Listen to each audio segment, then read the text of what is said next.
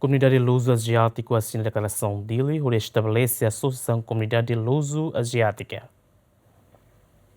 Foi em conferência Lorontolo, que o Ronores Hito, to Ronores Siane, a livre representantes da comunidade Sira, a origem portuguesa e a Ásia, a nessa Nia Malacca, Macau, Sri Lanka, Goa, no Myanmar, Togo, no Flores, Tailândia, no Timor-Leste. Nune e a ocasião, a livre moço acadêmico Sira, investigador Sira, líder cultural Sira, artista no dignitário, mas Russi mundo lusófono, a tu partilha resultado Russi Sira ne estudo, no diversas experiências. Elon Icos, da conferência, assina a declaração dele, onde estabelece a Associação Comunidade Luso-Asiática. O resultado final da conferência na Racing Maca, a sair declaração dele, onde cria a associação ainda no Maca, seja livre comunidade luso-asiática.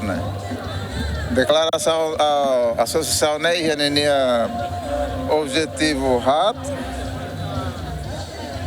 Objetivo hard é maka ida atu apoia, promove, no halo recolha ba fontes sirnabe maka sai nessa fontes de conhecimentos credíveis, fontes ba sirnabe maka credível duni, pode bele for reconhecimento da mesma luang, no reconhecimento da mesma clian, ho nia caráter científico, tuir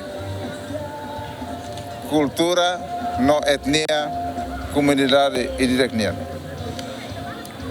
O objetivo nemos ato favorece ou ensama que a existência de mecanismos onde ela recolhe informação da comunidade sernelinha Moris Racing, não hareba necessidades outra mesma bela for oportunidade da comunidade serne tuir sernelinha realidade Moris. Além de secretário executivo CPLP aprecia a comunidade luso-asiático, que estabelece a associação, também facilita o serviço entre a comunidade luso-asiático e o CPLP. A associação é importante temos, particularmente a Hari e a Timor, em sede e a Timor, também Timor Belesai, nação em Aldeia, ponte para a comunidade serné, que é património histórico, património cultural, a nessa Timor-Leste e ao centro Timor, que está no membro da CPLP, e a obrigação da a tu dinamiza e a tu também objetivos na comunidades que